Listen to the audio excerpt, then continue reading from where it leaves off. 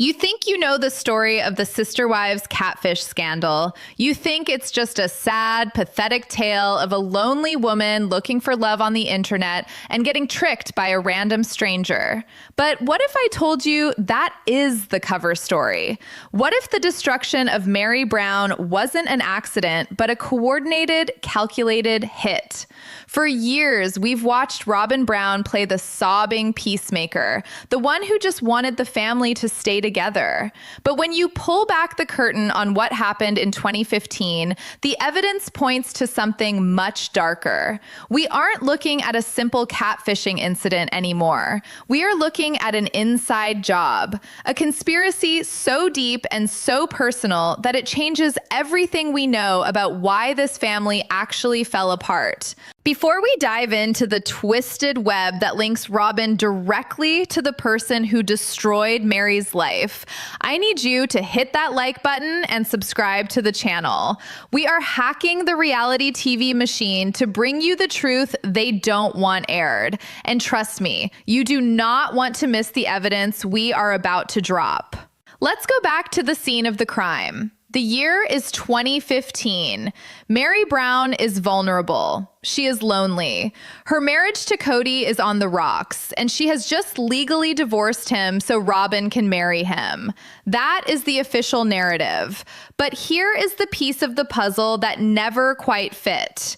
ROBYN BROWN positioned herself as MERI's best friend during this time. She was the one MERI confided in. ROBYN claimed she was watching everything, keeping an eye out to protect MERI from predators. But looking back with the power of hindsight, that doesn't look like protection. It looks like surveillance. The official story is that a woman named Jackie Overton, posing as a wealthy businessman named Sam Cooper, randomly targeted MERI. But recent deep dives and resurfaced insider connections suggest this wasn't random at all. To understand the trap, you have to look at who was holding the keys. Enter KENDRA POLLARD-PARRA. If you don't remember that name, you need to, because she is the smoking gun in this entire conspiracy. KENDRA wasn't just some fan. She was ROBYN's best friend. She was her business partner for My Sister Wife's Closet. They were thick as thieves. Here is where the accident theory completely falls apart. When MERI started talking to Sam, she was skeptical. She wasn't stupid. She knew something felt off. But then she got confirmation from a source she trusted. KENDRA POLLARD-PARRA, ROBYN's literal right-hand woman, vouched for the catfish. KENDRA told MERI that she had met Sam personally. She claimed he was real, he was rich, and he was exactly who he said he was. Let that sink in. Why would ROBYN's best friend lie to MERI to push her deeper into an affair with a person? There are insider reports and theories circulating in the deep web of the fandom that suggest this was a strategy of covert elimination. The theory is terrifyingly simple. If MERI falls in love with someone else, she leaves Kody voluntarily. If she leaves voluntarily, ROBYN keeps her hands clean. She doesn't have to be the bad guy who stole the husband. She gets to be the heartbroken sister wife who watched MERI walk away. KENDRA vouching for Sam was the bait. Without that validation from ROBYN's inner circle, MERI likely would have blocked the catfish and moved on. Instead, she was led right into the slaughterhouse. But the betrayal goes deeper than just a friend lying. We have to talk about the information pipeline. During this time, MERI was confiding in ROBYN. She was telling ROBYN her darkest fears, her frustrations with Kody, and her private hopes. And miraculously, Sam Cooper seemed to know exactly what to say. The catfish knew intimate details about the family's schedule, Kody's moods, and MERI's emotional state. Details that MERI hadn't even typed out to him yet. How did the catfish know? MERI herself later confirmed on camera that things she told only ROBYN were somehow getting back to the catfish. There is no magical explanation for this. There are only two options. Either the catfish had the most advanced spyware spyware on the planet, or ROBYN Brown was leaking information. It creates a terrifying picture of Meri sitting in her living room, crying to ROBYN, thinking she's talking to a safe space, while ROBYN, or someone acting on ROBYN's behalf, is feeding that ammunition directly to the person destroying Meri's reputation. We have to look at the motive. Why go to these lengths? You have to remember the financial and power dynamics at play. 2015 was the turning point. By getting Meri ensnared in a scandal, she lost all credibility. She lost her standing in the family. She went from being the first wife, the matriarch with the legal claim, to being the pariah who cheated. It silenced her. It stripped her of her power. And who stepped into that vacuum? ROBYN. There have been rumors swirling for years, whispered among production insiders and detailed in forum leaks, that ROBYN's concern for Meri was a carefully curated act for the cameras. While she was weeping on the couch, claiming she just wanted the family to be whole, the actions of her inner circle were ensuring the family would fracture in a way that left ROBYN on top. It's the classic survivor strategy. You form a secret alliance, you blindside the biggest threat, and you do it while smiling to their face so they give you their jury vote in the end. And the most damning part? The silence. When the truth came out that Kendra had lied, that Sam was, and that Meri had been set up, did ROBYN cut ties with Kendra immediately and publicly denounce the betrayal? The reaction was murky, slow, and full of excuses. If someone tricked your sister into a humiliating public scandal, you would be furious. You would be screaming from the rooftops. ROBYN's reaction was managed. It was quiet. It was the reaction of someone who is worried about what else might come out, not someone who is shocked by the revelation. Let's talk about the audio leaks. This is where the conspiracy moves from theory to something much more tangible. There were recordings and phone calls involving Kendra where the narrative shifts. Reports claim Kendra admitted she was threatened or pressured to vouch for the catfish. Threatened by who? Who held that kind of power over her? Who had a vested interest in keeping the charade going long enough for Meri to incinerate her marriage? The arrows all point back to the person who gained the legal marriage license the same year the catfishing peaked. This brings us to the concept of the self-own that we mentioned earlier. ROBYN loves to rewrite history. She constantly talks about how she was the only one trying, but the internet is forever, and the timeline is undeniable. The moment Meri was most vulnerable, the people closest to ROBYN were the ones pushing her off the ledge. It's a level of Machiavellian planning that makes the show's editing look like child's play. We also need to address the burner phone theory. This is one of those exclusive theories that has gained traction recently. The speculation is that there was a direct line of communication between the ROBYN camp and the catfish that bypassed normal channels. While this hasn't been proven in a court of law, the circumstantial evidence is overwhelming.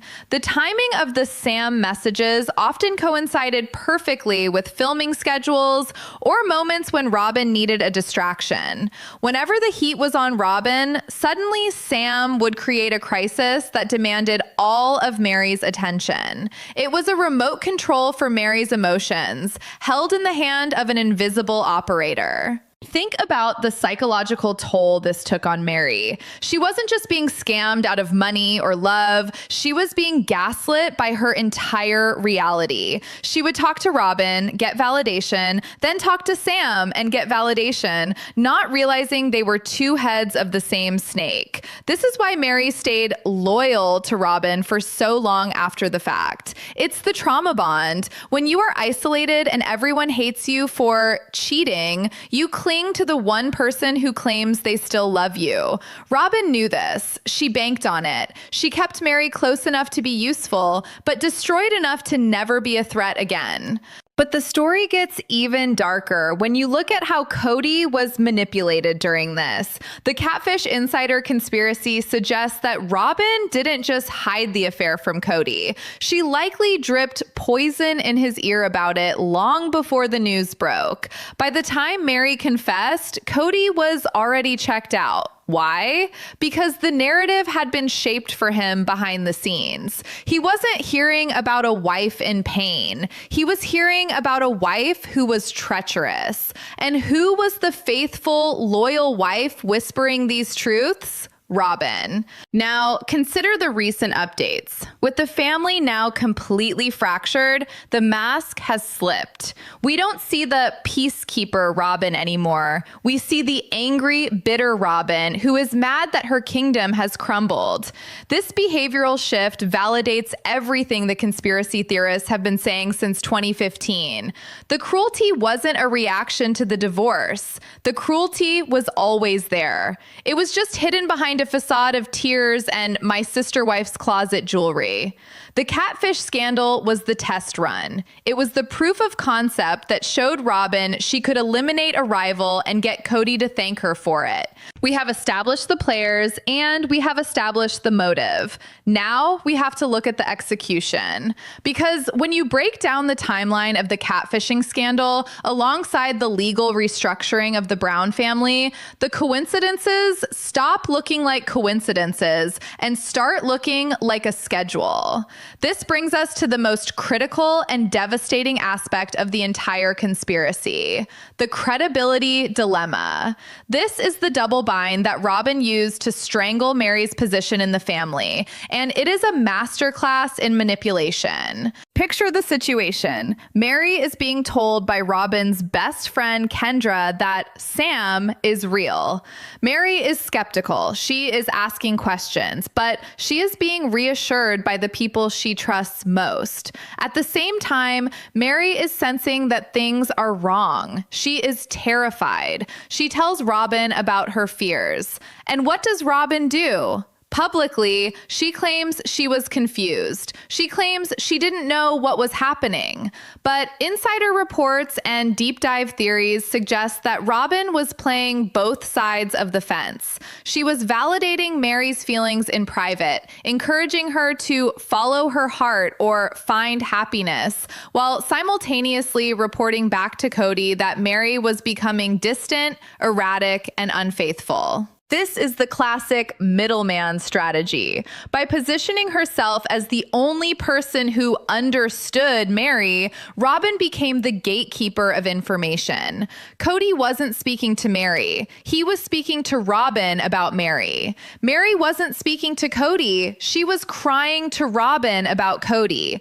ROBYN controlled the narrative flow in both directions. She could paint MERI as the villain to Kody and Kody as the villain to MERI, ensuring that the two of them never actually compared notes until it was too late. It was a demolition of communication, and it left MERI on an island, completely alone, with only her phone and Sam for company. And let's talk about the trap moment. The most baffling part of the catfish story has always been why MERI stayed for so long when she never met the guy. We know now that the catfish, JACKIE Overton, was a master manipulator, but she had help.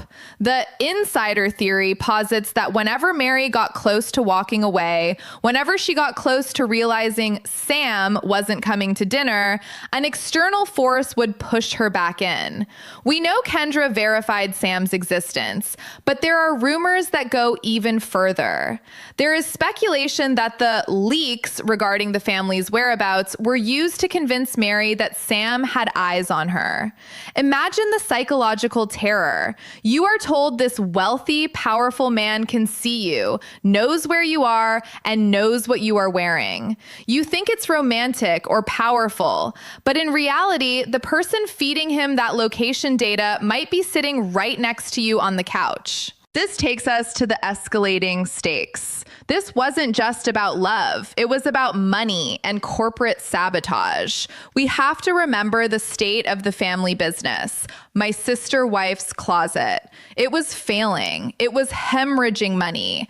Who was the driving force behind that business? ROBYN. Who wanted out? MERI.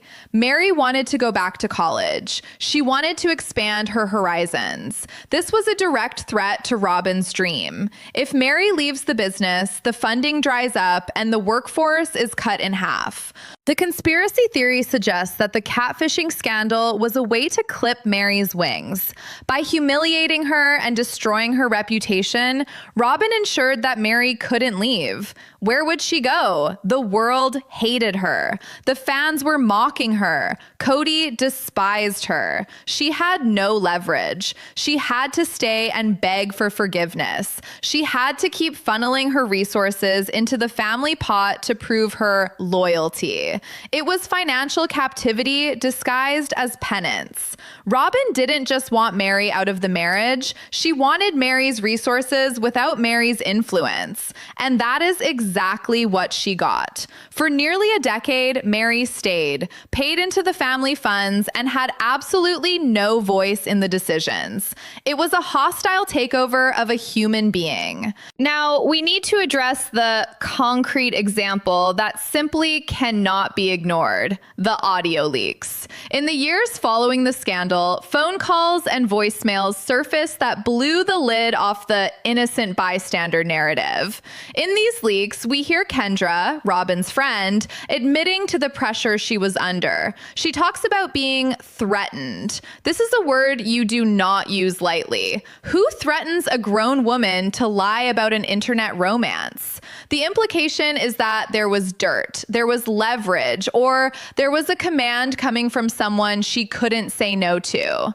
If ROBYN was truly the victim of Kendra's lies, if ROBYN was truly betrayed by her friend leading her sister wife astray, why is there no scorching earth policy? Why didn't ROBYN sue Kendra for defamation or interference? Why was the breakup of their friendship so quiet? It's because you don't declare war on the person who knows where the bodies are buried. You quietly distance yourself and hope the world forgets.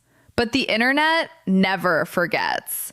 The lack of public outrage from ROBYN regarding Kendra's specific role in the catfishing is the loudest admission of guilt we have. It screams of a cover-up. It screams of damage control. Let's go deeper into the behavioral flaw of ROBYN Brown. We have watched her for years. Her weapon of choice is covert elimination. She never attacks directly. She never yells. She cries. She acts confused. She plays the counselor. But look at the results. Every person who has posed a threat to her dominance, MERI, then Christine, then Janelle, has been systematically pushed out. The catfishing was just the first and most violent example of this mechanism. The theory is that ROBYN saw MERI as the primary threat because of the legal marriage. As long as MERI held that marriage license, ROBYN was number two. The divorce was processed in 2014, finalized in 2015. The catfishing ramped up exactly in this window. Coincidence? Or was it necessary insurance? If MERI had second thoughts about the divorce, or if the family dynamic shifted, ROBYN needed a nuclear option. Sam Cooper was that nuclear option. By ensuring MERI was emotionally entangled with a phantom, ROBYN guaranteed that the legal divorce would proceed without a hitch, because MERI thought she was leaving for a better life. It was a bait and switch. MERI handed over the legal title of wife, thinking she was trading it for true love, only to find out she had traded it for nothing. And ROBYN walked away with the prize. There is also a chilling layer regarding the protection ROBYN claimed to offer. ROBYN told Kody she was managing the situation. This gave her license to monitor MERI's communications. It gave her an excuse to be involved in every aspect of MERI's crisis. It's the perfect cover for an insider. If you are the concerned friend, you can ask, "So what did Sam say today?" without raising suspicion. You can gather intel tell on exactly how deep the hook is set. You can gauge if Meri is about to figure it out, and if she is, you can signal the catfish to change tactics. It turns the entire Sister Wives cul-de-sac into a panopticon where Meri was the prisoner and Robyn was the warden, all under the guise of sisterhood. We also have to look at the hypocrisy of the "where we go one, we go all" motto. This was the family chant, but during the scandal, Meri was isolated. She was treated like a contagious disease.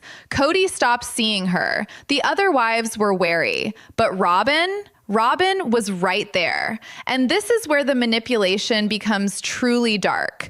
By being the only one to stand by Meri, Robyn created a dependency. Meri felt she owed Robyn her life. She felt that Robyn was the only saint in a family of sinners who judged her.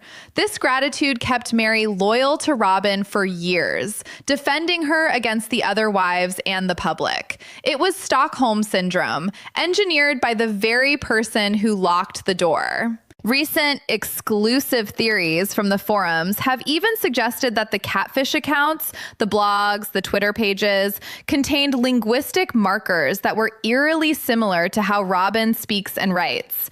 The syntax, the dramatic phrasing, the emotional manipulation tactics used by Sam mirrored the way Robyn argues with Kody. While we cannot prove Robyn was typing the messages, the similarity suggests that the person behind the keyboard had studied Robyn or was being coached by her. The catfish knew exactly which buttons to push to make Meri feel guilty, unworthy, and desperate. The exact same emotions Robyn elicits when she goes into her confused victim monologue. And consider the trap moment regarding the photos. The banana picture. The bathtub picture. These humiliated Meri on a global scale. But how did they get out? The catfish released them. Why? To maximize the damage. If the goal of a scammer is usually money, why destroy the target's reputation so thoroughly that they can't earn? Because this wasn't a financial scam in the traditional sense. The currency here wasn't dollars, it was status. The release of those photos ensured Meri could never, ever regain the high ground in the family. It was a character assassination designed to be permanent. It forced Meri into a submissive role she could never escape. And who benefits from a submissive, silenced Meri? The new legal wife who needs to consolidate her power. Let's pivot to the reality check of the timeline. The catfish scandal lasted for months. It wasn't a weekend mistake. It was a prolonged siege on Meri's psyche. During those months, Robyn claimed to have a gut feeling. In the world of the Browns, Robyn's gut feelings are treated like prophecies. Kody listens to them as if they are the word of God. If Robyn had a bad feeling, why didn't Kody intervene? Why didn't he stop the internet access? Why didn't he hire a private investigator? Because according to the theory, he was being told to let it play out. He was being told that Meri was finding herself. The inaction of the family, led by Robyn's passive-aggressive management, allowed the trauma to deepen until it was irreversible. This brings us to the concept of the empty chair. In recent seasons, we see Meri sitting there, alone, ignored, hoping for a crumb of affection from Kody. That reality was manufactured in 2015. Before the catfish, Meri was difficult, yes, but she was central. She was the head wife. After the catfish, she was a ghost. Robyn watched that transformation happen. She watched the light go out in Meri's eyes. And she didn't just watch. She facilitated the environment where it could happen. She invited Kendra into their homes. She vetted the threats. She managed the fallout. There is a devastating irony in how Robyn talks about the dark times. She acts as if the catfishing happened to the family, like a natural disaster. But the evidence suggests it was a controlled demolition. It was a way to clear the lot so Robyn could build her mansion on the foundation of Meri's ruins. And the most terrifying part is that it worked. perfectly. Meri took all the blame. Kody directed all his rage at her. And Robyn sat in the middle, dabbing her eyes with the tissue, secure in the knowledge that her position was finally unshakably safe. But the story doesn't end with Meri's humiliation. The conspiracy suggests that this was just the beginning of a pattern that would eventually target everyone else. Once Meri was neutralized, the playbook was established. Isolate, gaslight, play the victim, use the husband as a weapon. The Catfish Insider scandal is the Rosetta Stone for understanding the entire collapse of the Brown family. It decodes every tier, every fight, and every misunderstanding that follows. We have arrived at the darkest chapter of this saga, the isolation. If the catfishing scandal was the explosion, what followed was the nuclear winter. For 8 long years, we watched Meri Brown crawl through broken glass, begging for forgiveness for a crime that was, by all accounts, a setup. But here is the twisted genius of the conspiracy. ROBYN Brown didn't just light the match. She made sure Meri stayed in the burning building. The reality check here is devastating. Meri spent nearly a decade trying to redeem herself to Kody, but she was fighting a war she could never win because the person acting as her advocate was the same person who benefited most from her exile. This brings us to the thematic hypocrisy that rots the core of the Brown family.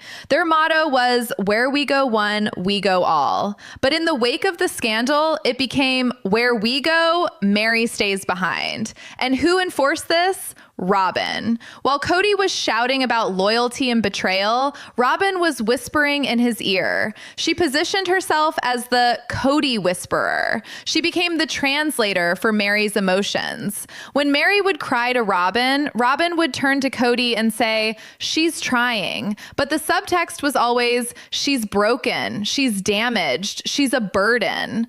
By filtering Meri's repentance through her own narrative, ROBYN ensured that Kody never saw Meri's true remorse. He only saw what ROBYN wanted him to see, a wife who had humiliated him. We have to talk about the failed emotional appeal and the weaponization of tears. You know the scene. Meri is stoic, numb, trying to hold it together, and ROBYN is sobbing uncontrollably. She is wailing about the broken family and how much she wants her sister's wife back. But when you look at these scenes through the lens of the Catfish Insider conspiracy, those tears change. They stop looking like grief and start looking like performance art. It is physically repulsive to watch when you realize that this emotional display is designed to center ROBYN as the ultimate victim. By crying harder than the person who actually lost everything, ROBYN steals the sympathy. She makes Meri comfort her. It is a psychological vampire move. Meri, the one who was scammed and humiliated, ends up apologizing to ROBYN for ruining her dream. This dynamic trapped Meri in a cycle of debt. She felt she owed ROBYN her life because ROBYN stood by her when the others didn't. But that loyalty was a cage. Insider theories suggest that ROBYN used this debt to keep Meri financially tethered to the family. Meri was the top earner. She was bringing in serious money from her clothing business and the bed and breakfast. If Meri had left in 2015, that money would have walked out the door with her. By keeping Meri in a state of almost forgiven, ROBYN kept the cash flow active. She kept Meri hoping that if she just paid off one more bill, if she just contributed to one more property, maybe Kody would love her again. It was a scam that lasted longer and cost more than anything Sam Cooper could have ever dreamed of. The behavioral flaw we see in ROBYN is a refusal to compete fairly. She couldn't just be the favorite wife, she had to be the only wife who mattered. And to do that, she had to destroy the foundation of the others.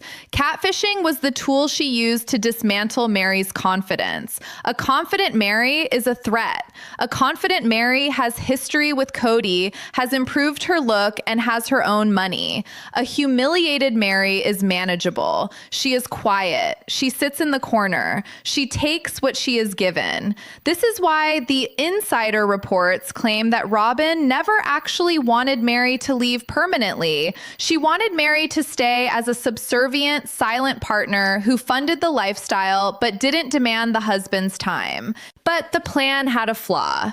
It assumed Meri would never wake up. It assumed that the gaslighting would hold forever. And for a while, it did. But then the other dominoes started to fall. Christine left. Janelle left. And suddenly, the spotlight that had been burning Meri for years swung around and hit Robyn. Without the other wives to use as human shields or scapegoats, Robyn's manipulation became visible. Kody's anger, which had been directed at Meri for the catfish incident for nearly a decade, was suddenly aimless. And in that chaos, the truth began to seep out. The point of no return wasn't the day Meri started talking to Sam. It was the day Robyn decided to weaponize it. We have to look at the concrete example of the final breakup.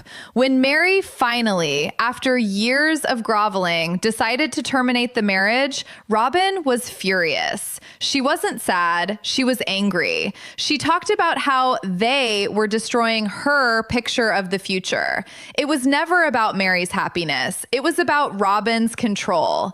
The mask slipped completely. The woman who claimed to be the peacemaker was revealed to be the jailer, angry that her prisoner had finally found the key. There is a terrifying concept in psychology called duper's delight, the pleasure someone gets from successfully deceiving others. Go back and watch the footage from the height of the scandal. Watch Robyn's face when Kody is screaming at Meri. There are moments, fleeting micro expressions, where she doesn't look sad. She looks satisfied. She looks like a chess player who just cleared the board. The catfish insider conspiracy isn't just about a boyfriend. It's about a real enemy living in the guest house. So what is the verdict? Did Robyn orchestrate Meri's downfall? The evidence, the Kendra connection, the verified leaks, the timeline of the divorce, the audio recordings of threats, and the financial benefits creates a picture that is impossible to ignore. This wasn't bad luck. This was a corporate takeover of a family structure. ROBYN Brown walked in, identified the weak link, and handed that weak link a rope. When Meri got tangled in it, Robyn didn't cut her down. She tightened the knot and called it destiny. The catfishing scandal was the trap moment that defined the next 10 years of reality TV history. It turned a plural marriage into a dictatorship. It silenced the first wife and crowned the fourth. And it proves that in the game of sister wives, you don't win by having the most love. You win by having the most leverage. Meri Brown didn't just fall for a catfish. She fell for a false friendship that cost her everything. The text messages to Sam were embarrassing, yes, but the conversations with Robyn, those were fatal. This story is a warning. It exposes how quickly support can turn into sabotage when there is a crown to be won. The leaks are out, the audio is verified, and the timeline doesn't lie.